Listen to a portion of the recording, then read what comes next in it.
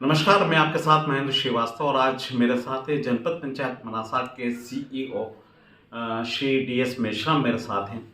मार्च 2021 में ज्वाइनिंग किया और 20 माह से अधिक समय इनको जनपद पंचायत मनासा में सीईओ के पद पर हैं ये।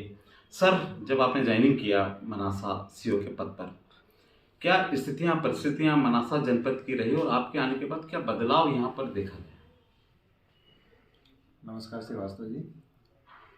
जब मैंने मनासा ज्वाइन किया, हालांकि मैं इससे पहले मलारगढ़ पदस्थ था, लेकिन यहाँ के लोकेशन के बारे में मुझे नहीं मालूम था। यहाँ मैं आया तो मैं पहले तो ये पाया कि यहाँ काम करने का स्कोप बहुत है जी। और जब स्कोप है तो मैंने सोचा कि मेरे लिए चुनौती है कि मैं बेहतर काम करके दिखाऊं। उस हिसाब से मैंने धीरे धीरे करके जो मेरे साथी कर्मचारी हैं, साथी अधिकारी हैं, मैंने अपनी जो मेरा विकास की मंशा थी वो मैंने धीरे धीरे मीटिंग के माध्यम से समझाने का प्रयास किया। और आज ये देखने को मिल रहा है कि उसका परिणाम आज गांव में विकास भी हो रहा है। और सबसे बड़ी बात यह है कि मेरी जो चूँकि मैं एक सरकारी कर्मचारी होने के नाते अमूमन ये देखा जाता है कि कार्यालयों के सामने या कार्यालय के बाहर या कहीं भी जो हितग्राही ज़रूरतमंद लोग भटकते रहते हैं। जी। मेरा पहला उद्देश्य ये रहता है कि मेरे कार्यालय में ज़रूरतमंद लोग ना भटके, उनके काम ग्राम पंचायत में ही हो जाए, ये मेरी पहली प्राथमिकता है। जी जी। ऐसा देखा जाए तो कौन से ऐसे काम थे जिनको प्रायोरिटी से आपने निपटाया?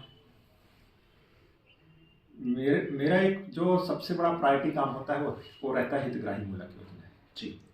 जैसा कि मैं पहले भी बताया कि जो ज़रूरतमंद व्यक्ति है, जैसे पेंशन वितरण और उनको समय पर उनका भुगतान हो जाना, दिव्यांग हैं जी, उनको पेंशन मिल जाना, उनके प्रमाण पत्र जारी होना, कुल मिलाकर वो व्यक्ति जो खुद अपनी सहायता नहीं कर सकता, मेरी पहली प्राथमिकता होती है कि मैं उनको देख सकूं। जी जी। बहुत सारे सर काम ऐसे होते हैं कि आदमी लगातार लंबे समय तक चक्कर लगाता है, पंचायत के भी लगाते हैं, जनपद के भी लगाते हैं। ऐसे काम भी आपने यहाँ पर देखे होंगे कि जनता परेशान हो रही है, उस पर आपने अमल किया? जी। मेरे जैसे मैंने पहले भी बताया कि मेरी प्राथमिकता यही है कि कार्यालय के सामने अगर व्यक्ति है, अगर व्यक्ति जनप्रतिनिधियों के पास भी जा रहे हैं और अगर मुझे इसका पता लग रहा है तो मुझे स्वयं ही विचार करना पड़ता है कि कहीं ना कहीं हम सेवाएं नहीं दे पा रहे हैं। मैंने सबसे पहले यही किया कि इसको कम से कम कैसे कम कर सकूं, यही मैंने प्रयास किया। एक अक्सर बात साहब, हम चूँकि प्रेस में हम लोग काम करते हैं तो ये बात सुनने में आती है कि पंचायत क्षेत्र में जो कर्मचारी होते हैं या जनप्रतिनिधि होते हैं या जो भी जनपद के अंतर्गत जो कर्मचारी काम करते हैं, कभी कभी जो हितग्राही होते हैं उनको बहुत सारे चक्कर लगाने पड़ते हैं, उनके काम नहीं होते हैं और अधिकांश कभी कभी तो आपके पंचायत कर्मचारी पंचायत में भी अनुपस्थित पाए जाते हैं। उनके खिलाफ अभी आपने कोई एक्शन ऐसे किए हैं सर? जी, देखिए, जनपद पंचायत अपने आप में एक बहुत बड़ा संस्था है। यहाँ अगर हम माने आज की डेट में तो 102 पंचायतें हैं। हम सभी कर्मचारियों को एक समान ट्रीट नहीं कर सकते हैं। जी। एक अधिकारी होने के नाते मैं उनको कुछ 3-4 भागों में बांटता हूँ। जी। एक वो सचिव जो बढ़िया काम करते हैं, एक वे सचिव जो 1-2 बार बोलने के बाद में काम करते हैं जी, और एक वो सचिव जो कई बार बोलने के बाद भी हो सकता है कि काम नहीं करें, और काम करें तो उतनी गंभीरता से नहीं करें। उन लोगों को हम फिर जो भी नियमानुसार सिविल सेवा आचरण नियमों के तहत जो कार्रवाई होती है हम उनको वो करते हैं।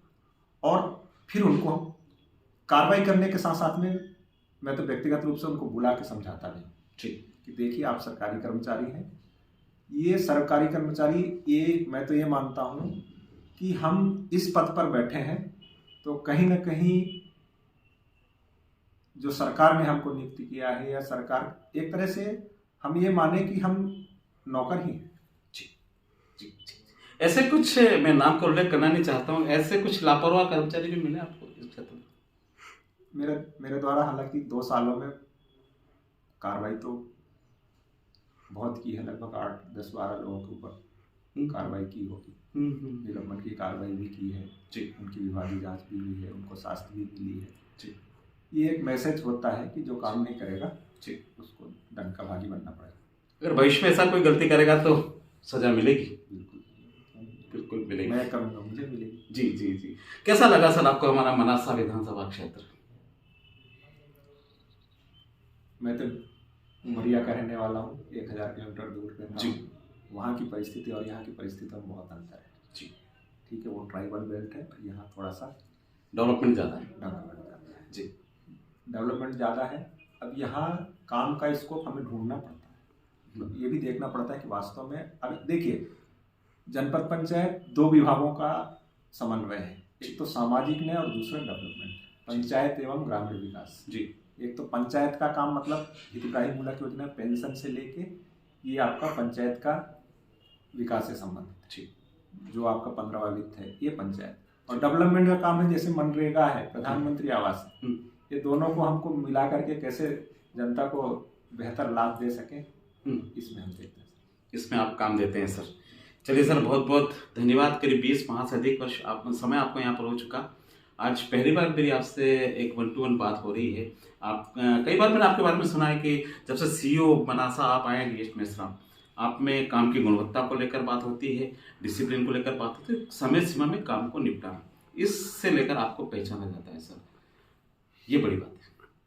सर ये तो आपका धन्यवाद करूँगा, क्योंकि मैं ये नहीं सोचता हूँ कि मैं क्या करता हूँ, मेरे बारे में लोग क्या सोचते हैं। आप अगर कह रहे हैं तो हो सकता है कि यह मेरे लिए गौरव की बात है, लेकिन मैं ऐसा कोई ये दिमाग में नहीं रखता हूँ कि कोई मुझे अच्छा कहे या कोई मुझे बुरा कहे। हाँ, मैं इतना होता हूँ कि मैं चूँकि इस पद पर बैठा हूँ तो मैं कहीं ना कहीं एक आस्तिक और ईश्वर पर भी विश्वास करता हूँ जी। मैं मानता हूँ कि आज का दिन जो मेरा कर्तव्य है वो मैंने किया कि नहीं किया, ये मेरे लिए मायने रखता है। जी जी जी। रही बात सरकारी कर्मचारी हैं, उसका रूल्स अलग रहते हैं, लेकिन मेरी आत्मा की संतुष्टि हुई कि नहीं हुई, ये मेरे लिए सबसे बड़ी बात है। बहुत बहुत धन्यवाद। Thank you sir. Thank you, धन्यवाद।